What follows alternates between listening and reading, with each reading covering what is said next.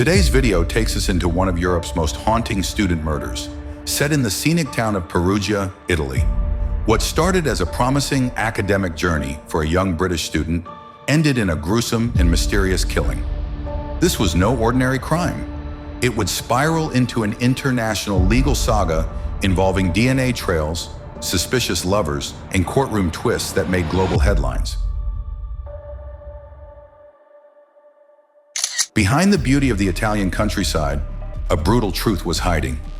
A roommate found with a strange story, a locked door, and blood on the floor. It would take years to figure out who really killed Meredith Kercher. Before we begin unraveling the case, don't forget to hit the like button and subscribe for more chilling true crime breakdowns based on real investigations.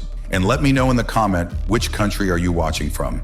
Now let's return to 2007, where a nightmare was just beginning in a peaceful Italian hillside home.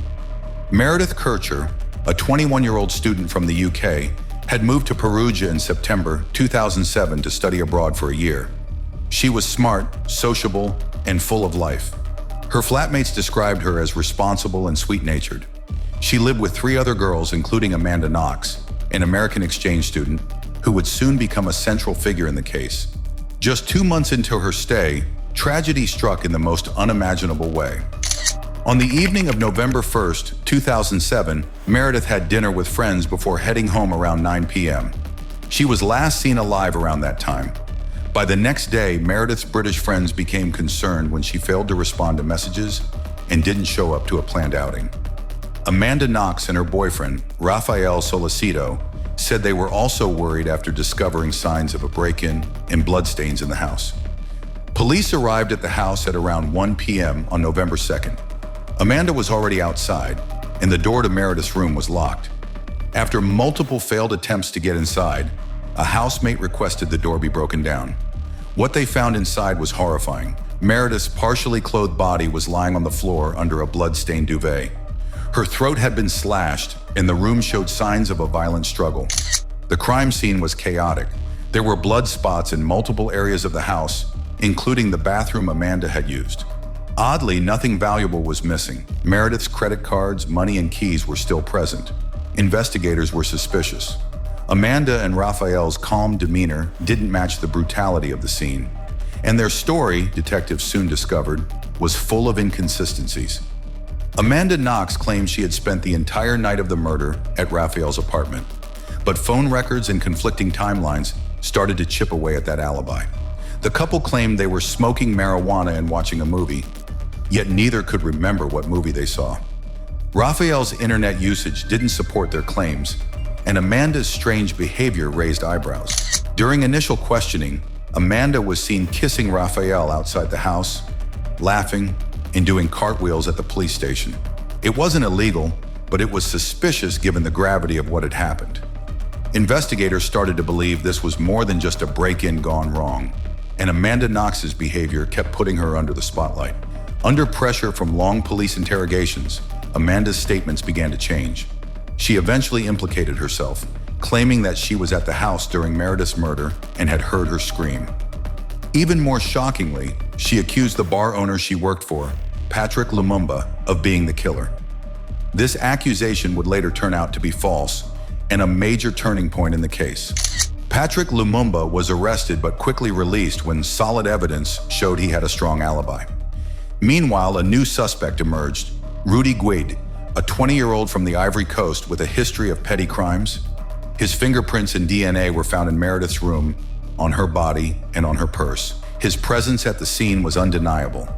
But was he the only one? Rudy Guede fled to Germany days after the murder. He was extradited to Italy and confessed to being present during the attack. However, he claimed Meredith was alive when he left, and he denied being the killer. His story didn't align with the forensic findings or the time of death. Guede was tried separately and convicted of sexual assault and murder. He received a 30-year sentence, later reduced to 16.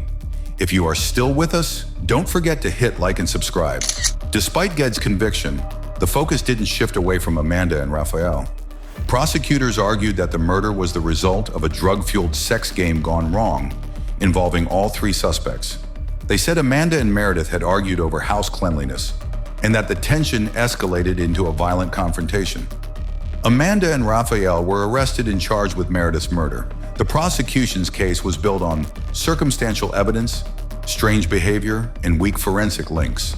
They claimed Amanda's DNA was found on a kitchen knife in Raphael's apartment, which also contained a small trace of Meredith's DNA. However, the validity of this evidence would later be heavily questioned. The public, both in Italy and abroad, became obsessed with the case. In December 2009, after a year-long trial, Amanda Knox and Raphael Solicito were found guilty. Amanda was sentenced to 26 years in prison. Raphael got 25. The courtroom exploded with reactions. Meredith's family expressed relief, while Amanda's family wept in disbelief.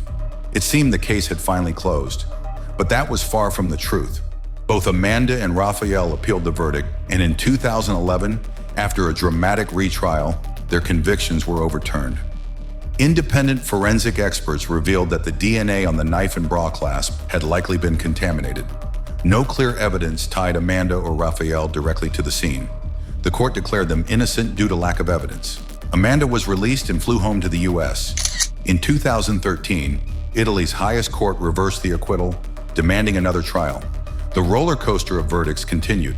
In 2014, Amanda and Raphael were once again found guilty, Amanda in absentia. But in 2015, the Italian Supreme Court stepped in one last time and fully exonerated them, stating that there had been stunning flaws in the investigation and that no evidence proved their involvement. By then, Rudy Guide was the only person still serving time for Meredith's murder. His reduced sentence meant he was eligible for early release, and in 2021, he was quietly freed from prison after serving 13 years. Though he maintained his innocence in the murder itself, he admitted to being present during the attack. For many, the full truth still feels elusive. Despite Amanda's legal victory, the suspicion and media frenzy never left her. She returned to Italy in later years for a documentary and continues to speak about wrongful convictions. But in Meredith's hometown, questions lingered. If Guide didn't act alone, who helped him? And if Amanda and Raphael were innocent, why did their stories keep changing? Forensic evidence also remained controversial. Experts debated whether the small amounts of DNA on the knife could have transferred by secondary contact. The bra clasp with Raphael's DNA had been moved multiple times before being analyzed, opening the door for contamination. Still, many argued the evidence was too weak for a double conviction in the first place. One of the biggest mysteries was the apparent lack of defensive wounds. Meredith was a fighter. She had bruises and signs of struggle, but something about the scene didn't feel like a solo attack. Yet with only one person ever convicted, the case officially closed with a single name. For the justice system, the answers had been given. For the public, they hadn't. At the time of her death, Meredith had been in Perugia for just over 2 months. She was thriving academically and socially, and had quickly formed a close-knit group of friends. Her relationship with Amanda Knox was cordial, but not particularly close. They came from very different backgrounds and personalities. Meredith, reserved and studious. Amanda, free-spirited and spontaneous. On the night of the murder, Meredith's bedroom showed signs of a struggle. Her body had been covered with a blood-soaked duvet, and her injuries included deep wounds to the neck. The autopsy revealed signs of sexual assault, further supporting that the attack had been both violent and prolonged. Whoever committed this murder had time and familiarity with the house. Investigators initially treated Amanda as a witness, not a suspect. But inconsistencies in her timeline, her sudden accusation of Patrick Lumumba, and conflicting statements from Raphael made them change direction. Amanda's confession came during a long, overnight interrogation session, which she later claimed was coerced and conducted without legal counsel. Rudy Guide's arrest added complexity to the case. He claimed he had gone to the bathroom and returned to find Meredith bleeding. He said he panicked and fled, but his bloody footprints were found leaving the room, and his DNA was found inside her body, evidence that clearly connected him to the crime in a way the other two suspects never were. One of the key forensic points was the knife allegedly used in the murder. It was found in Raphael's apartment and tested positive for Amanda's DNA on the handle. A tiny trace of Meredith's DNA was also detected on the blade, but later deemed unreliable due to low quantity and possible contamination. Still, this knife became a symbol of the entire prosecution. The bra clasp flask found in Meredith's room had Raphael's DNA on it, but wasn't collected until 6 weeks after the murder. It had been moved around, touched, and exposed to numerous surfaces, raising serious doubts about its reliability. Critics of the case argued that the forensic handling was careless, if not negligent. Prosecutors tried to create a narrative that the murder was the result of an orgy or satanic ritual gone wrong, but there was never any concrete proof to support those claims. They relied on assumptions, behavior analysis, and character judgments, elements that wouldn't hold up in many modern courtrooms. In the years following, 𝐷 offered interviews hinting at the involvement of others, but never named names. He implied Amanda and Raphael were present, but no hard proof supported that claim. Even today, it's unclear whether he acted alone